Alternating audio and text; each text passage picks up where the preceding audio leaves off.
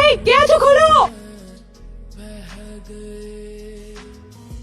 ওই পালা পালা পালা, বিলকিস আসছে। ছেড়ে দে, বিলকিস একাই দেখে নেবে। চলে যা চলে যা। কি করে বোঝাই বলুন তো আপনাকে? আমি তো নিজেই জেলের মধ্যে বন্দী। নারায়ণবাবু, অর্ণবের যদি কিছু হয় তাহলে আমি আপনাকে ছাড়বো না। আমি এবার একটা কথা বলি, এবারে আপনি থেমে যান। আসুন আমরা ভাব করি। আচ্ছা বেশ, নিজের জন্য না হয় অন্তত আপনাদের যে সন্তান আসছে তার কথা ভেবে অন্তত থেমে যান। ইনভেস্টিগেটিভ জার্নালিস্ট প্রণব সেনের নাম শুনেছেন নিশ্চয়ই। তার মেয়ে আমি, ক্ষমতার সঙ্গে চিরকালের আড়ি। ভাবটা তাই এই জন্মে হলো না নারায়ণবাবু। আপনি শিগগিরই ছাড়া পাচ্ছেন, তাই রিকোয়েস্ট করছি থেমে যান। ভালোভাবে বলছি, আপনি চুপ থাকলে আমিও চুপ থাকবো, নইলে ঘুড়ির মাঞ্জা জড়িয়ে আপনার পৃথিবীটা আমি ধ্বংস করে দেবো।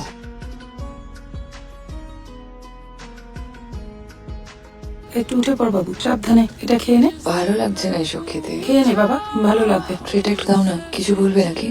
তোর তোর কাকাই আসছিল, কিন্তু ওর একটু অস্বস্তি হচ্ছে, তাই আমরা দুজনে এলাম। কি বলো না। কি বলতে চাইছি সেটা তুই খুব ভালো করেই বুঝতে পারছিস। শোনো, তোর বিয়ে হয়ে গেলে কোনো কোনো কথাই ছিল না। আমরা আনন্দ করতাম, তোকে তোকে স্বাদ খাওয়াতাম, কিন্তু আমরা তো একটা সমাজে থাকি, এটা হয় না। অর্ণব সুস্থ হোক, আবার মা হবি তুই। আর অর্ণব যদি সুস্থ না হয়? সেক্ষেত্রে এই বাচ্চাটাকে এই পৃথিবীতে আনার আরোই প্রশ্ন ওঠে না।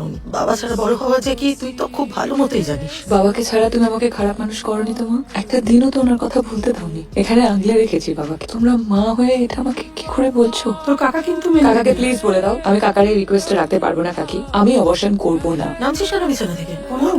অনু কোথায় আছিস তুই এই শরীর নিয়ে? অনু কোথায় যাচ্ছিস এখন? এই শরীর নিয়ে বেরোবি না তুই। দিদির কথা শোনে কি রে? অনু প্লিজ, অনু শরীর ভালো হলে বেরো তুই। অনু বারণ করছি, শোন না আমার কথাটা। কি হলো, কথা কানে যাচ্ছে না? মা, আমার ভালো লাগছে না এসব নিয়ে কথা বলতে। আমি এসব নিয়ে কথা বলতে চাইছি না। আমি এখন অর্ণবের বাবার কাছে যাচ্ছি। উনি একজন বয়স্ক মানুষ, একা একা আছেন। অর্ণবের সাথে এখনো নিজেকে জড়িয়ে রেখে কি লাভ বল? লাভ ক্ষতির কথা তুমি বলছো মা? তুমিও তো সারাটা জীবন বাবার সাথে কাটিয়ে দিলে কোনো লাভ ক্ষতির হিসেব না রেখে। মা শোনো, অর্ণকে আমার জীবন থেকে আমি সরাতে পারবো না। সারা জীবন কোমা থেকে না বেরোলেও না। অনু প্লিজ।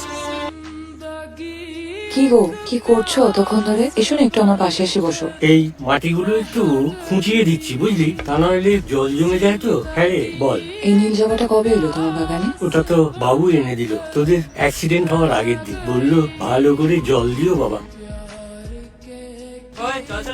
অনেক ঘুমিয়েছিস, যাবি না মানে?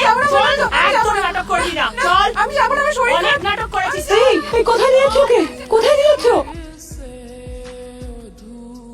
Welcome to this side of the world. Anumita Sen খুব ডিস্টার্ব করছিলেন। এনিওয়ে, এই বেডটা চিনতে পারছেন কার? ললিতার বেড এটা, যার জন্য আপনি এত ব্যস্ত হয়ে পড়েছিলেন। তোমাকে ব্যবস্থা করে দিতেই হবে সজলদা। ললিতা সর্দারের সাথে কথা বলি দাও প্লিজ। তো সমস্যাটা কি অনু? দেখ, এইভাবে একজনের একটা ঘটনা দিয়ে কিচ্ছু প্রুফ করা যায় না, উল্টে আমরা কেস খেয়ে যাবো। সজলদা আমার সমস্ত আর্কাইভ কাটা হয়ে গেছে। হ্যাঁ মানছি, কোনো বড় চ্যানেল বা কোনো বড় নিউজ পেপার এটা নিয়ে খবর করেনি, কিন্তু ছোট ছোট স্টোরি হয়েছে। রূপপুর কারেকশনাল হোমে উইমেন্স উইং এ গত 1 বছরে 5টা অবর্শনের কেস ঘটেছে। কর্তৃপক্ষের দাবি ভিকটিমরা পরলে ছাড়া পেয়েছিল, অর্থাৎ ভিকটিমরা কারেকশনাল হোমের বাইরেই প্রেগনেন্ট হয়েছে। টু কনভিনিয়েন্ট না? দেখো সজলদা, ললিতা সর্দারের কেসটা আমাদের একটা নতুন অপরচুনিটি দিচ্ছে। ললিতা সর্দার 2 বছর রূপপুর কারেকশনাল হোম থেকে বেরোয়নি। আমি সবটা বুঝতে পারছি অনু, কিন্তু অর্ণব এখন কোমা, অ্যাক্সিডেন্টে তোর এই অবস্থা, আর তুই সব ছেড়ে দিয়ে এটার পেছনে পড়লি কেন বল দেখি? নারায়ণ সান্যাল মানে? নারায়ণ সান্যাল ওপেনলি আমার থ্রেট করেছিল, যেটা প্রমাণ করে এই অ্যাক্সিডেন্টের পিছনে নারায়ণ সান্যালের হাত আছে। আর আমার ইনটিউশন বলছে এই মেয়েগুলোর প্রেগনেন্সির পিছনেও নারায়ণ সান্যালেরই হাত আছে। অনু, তোর মাথাটা পুরোপুরি গেছে। সজলদার রূপপুর কারেকশনাল হোমে গত 1 বছরে 5টা অবসানের ঘটনা ঘটেছে, তার মধ্যে 4টে ঘটেছে গত 6 মাসে। আর নারায়ণ সান্যাল রূপপুর কারেকশনাল হোমে 6 মাস ধরেই আছেন। এই কেসটা নিয়ে আমি নারায়ণ সান্যালের শেকড় অব্দি পৌঁছতে পারবো। স্ট্রেঞ্জ, ভিক্টর মেসেজ করেছে নারায়ণ সান্যাল বিকেলে তোকে রূপপুর জেনে ডেকেছে।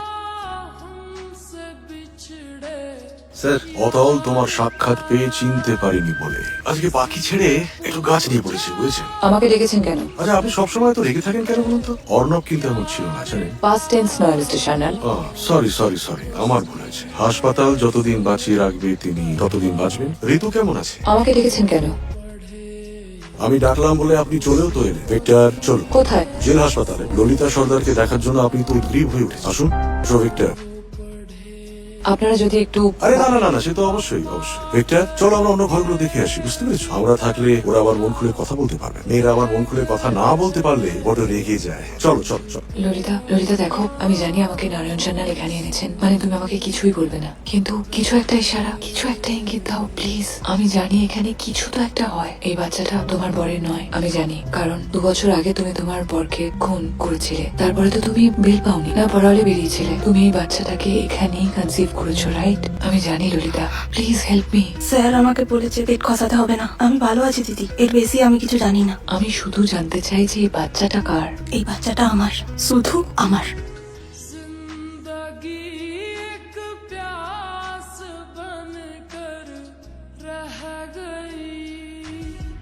বলো। মনে হচ্ছে ছাদে বাবুর ঘরে কেউ ঢুকেছে। কি? আচ্ছা শোনো, তুমি যেখানে আছো সেখানেই থাকবে। আমি আসছি আর আমি পুলিশকে ফোন করছি। তুমি কিন্তু যাবে না ওখানে, ওকে? ঠিক আছে। হ্যালো, হ্যাঁ হ্যাঁ, চক্রবেড়িয়া থানা।